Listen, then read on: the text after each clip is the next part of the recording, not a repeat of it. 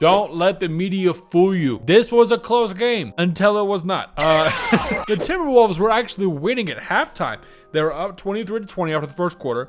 They were up 48-42, 44 at half. And then it was the, whatever this is, just smacking around, dude. Oh my goodness. But yeah, this was a closer game than what is advertised this morning for some reason. I don't know why everyone's like, absolute domination, complete. The first 2.5 quarters were competitive, and I thought the Timberwolves looked like they were going to actually win the whole game going into halftime, which doesn't show the whole story, obviously, because they scored 40 points in the second half, and the Thunder scored 38 points in the fourth quarter. So definitely, it was 88-114. Kind of a big, I think that's 26 points. They blew the lid off of it at the end, which is what they need to do, and I was excited about that. But the first half was not great for Shea. I think he was around 2 for 10 for what I remember. 2 for 10 in the first quarter, 2 for 10 in the first half, one of those two.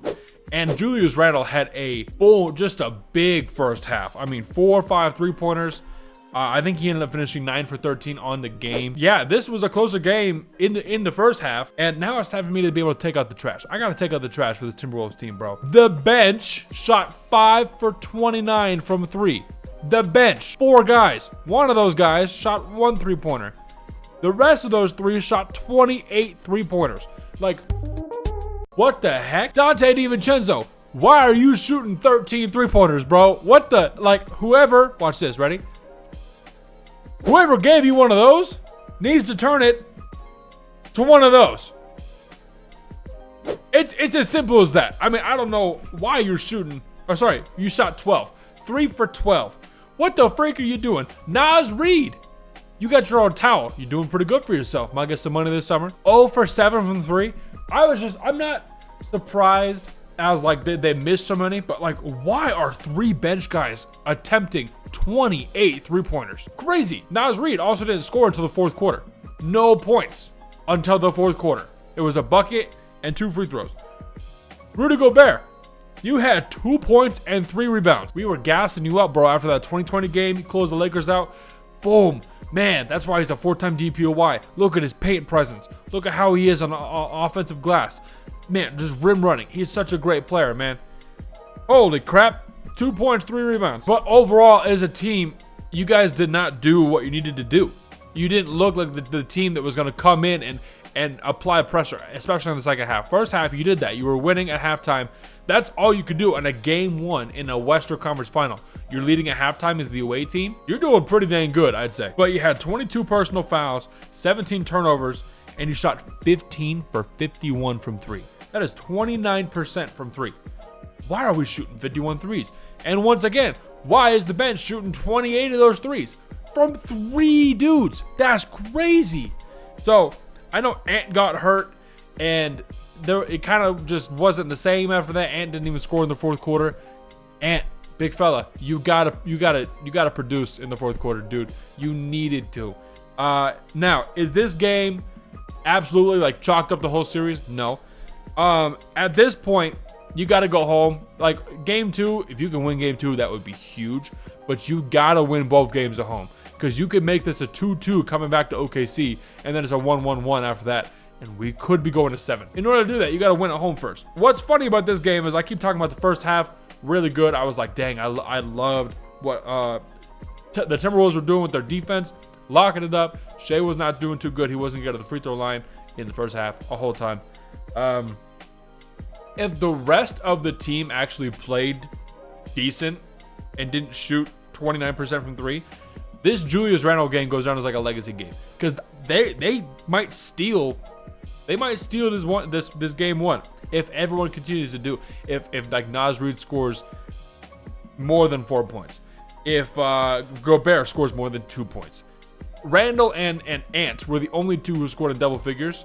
I think it was 29 and 18, respectively. Everyone else had under double digits. So you just got to have some other sort of offense somewhere. Can't be 45-year-old Mike Conley. Can't be doing that. Jay McDaniels has been good over the playoffs and over the course of the regular season in terms of getting his shot and being better that way. Great defensively, by the way. I thought he was great. Then you got like Nickeil Alexander-Walker and the Naz Reid, the bench guys. Those bench guys that I think I think lost the game. I'll have to see on how many turnovers they committed, because if they're committing turnovers and they're missing all these threes, missed 25 threes. I can't get over that. Between 3 guys on the bench, you missed 25 3-pointers. Insane. So I might even say the bench lost this game for Minnesota, which doesn't happen a lot. The bench it's hard for the bench to lose the game. Now, don't get me wrong. Gobert played like trash. Ant did not play good. And I thought Mike Conley was fine. He had one big 3 that kind of was like, ooh, yeah, let's go. And then it was like immediately after that, the Thunder just hit the gas, bro. They went crazy. But let's shift to the Thunder, dude. The Thunder had 13 steals and 12 turnovers in any game. I don't care what you shoot. That's a really good stat. More steals and turnovers. That's really, really good. Then you can get to the whole scoring more fast break points, that kind of stuff. You're probably going to win if you're going to get that, right? This game could have gone both ways. Like I said, at halftime, I was like, ooh, this is going to be a really good one. And then the Wolves just died. The Thunder came out and scored 70 points in the second half after scoring 44 in the first. So really, really, really good. But don't get it wrong.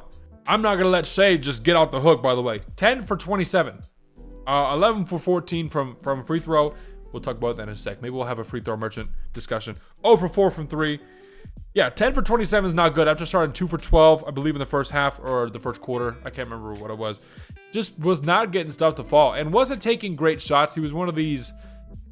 He was trying to embellish some stuff. I'll say that in the first quarter. So that didn't look really pretty. Ended up being okay because he made 11 free throws.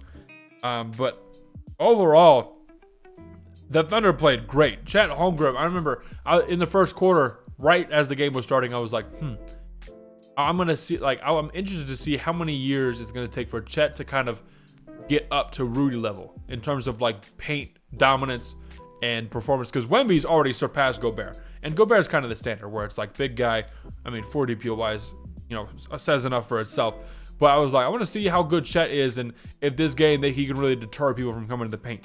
There were a couple of them where Dante went, like fake left, drove baseline, tried to go up and under, and Chet was just, it wasn't even like a meet the ball in the air. He didn't even let the ball get out of his hand. He just went and said, no thanks, get it out.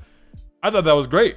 Chet played very, very well. He had 15, 7, and 3, and that didn't show like, oh my gosh, he's a crazy offensive threat. Hit 1 3. Great stretch big. I think he's got a lot of development he can do if he could stay healthy.